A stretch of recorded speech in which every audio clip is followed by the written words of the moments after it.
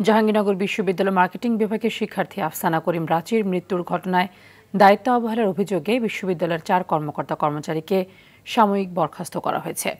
মঙ্গলবার রাতে বিষয়টি নিশ্চিত করেন বিশ্ববিদ্যালয়ের ভারপ্রাপ্ত registrar doctor ABM Azizur Rahman. এর আগে এই ঘটনায় জড়িতদের বিচারের দাবিতে মঙ্গলবার রাতে উপাচার্যের বাসভবনের সামনে বিক্ষোভ করেন শিক্ষার্থীরা।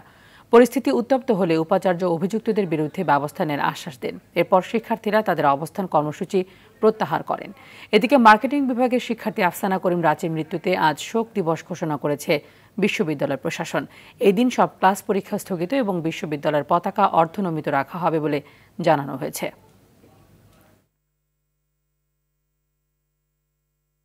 নগদের সর্বোচ্চ বার 167 টাকা রিচার্জে পাবেন 1 লাখ টাকা পুরস্কার। আরও আছে প্রতি সপ্তাহে পুরস্কার ও ক্যাশব্যাক।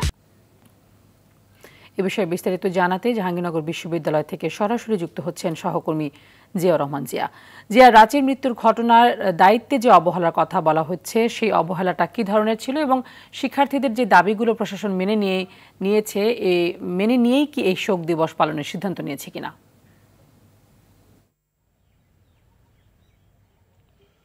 আমি এই মুহূর্তে আছি যে জাহাঙ্গীরনগর বিশ্ববিদ্যালয়ে যে ক্যাম্পাস সেই ক্যাম্পাস আমরা সকাল থেকে যেটি দেখেছি যে বিশ্ববিদ্যালয় আজকে গতকাল যে আফসানা করিম রাঁচির যে নিহতের ঘটনা ব্যাটারি চালিত অটোরিকশার ধাক্কায় সেই ঘটনায় আজকে তারা শোক দিবস পালন করছেন এবং সব ধরনের যানবাহন এখানে তারা বন্ধ ঘোষণা করেছেন। বিশ্ববিদ্যালয়ের যে ট্রান্সপোর্ট সেখান থেকে কোনো গাড়ি ছেড়ে যায়নি এবং কোনো গাড়ি এখানে প্রবেশ করতে দেওয়া হয়নি। এছাড়া বাইরে থেকেও আমরা যেটি দেখেছি যে প্রতিটি গেটে তালা ঝুলিয়ে দেওয়া হয়েছে এবং কোনো ধরনের পরিবহন এখান থেকে বের হচ্ছে না। আপনি যেটি বলেছেন যে বিশ্ববিদ্যালয়ে যে শিক্ষার্থী নিহত, সে শিক্ষার্থী নিহতের পরেই আমরা যেটি দেখেছি যে রাত 9টার দিকে সাধারণ শিক্ষার্থী এবং তার সহপাঠী এবং বিভিন্ন সংগঠনের শিক্ষার্থীরা উপাচার্য বাসভবনে যান, বিক্ষোভ মিছিল করে এবং উপাচার্য যখন তারা উপাচার্যের কাছে 8 দফা দাবি জানান।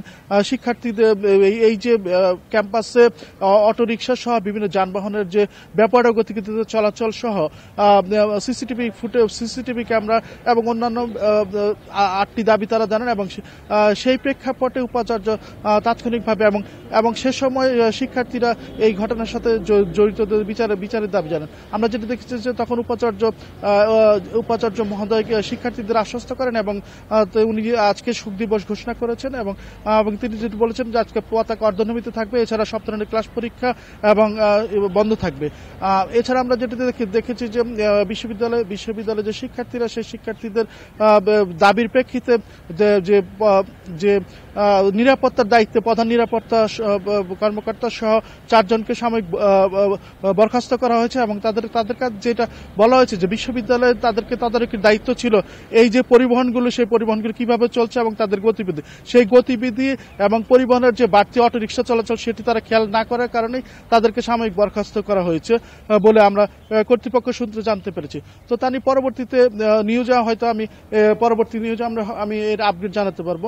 এই ছিল জাহাঙ্গীরনগর বিশ্ববিদ্যালয় থেকে সর্বশেষ অবস্থা। থাকুন আমাদের সাথে, নিশ্চয়ই পরবর্তী সংবাদে যুক্ত করবো আপনাকে।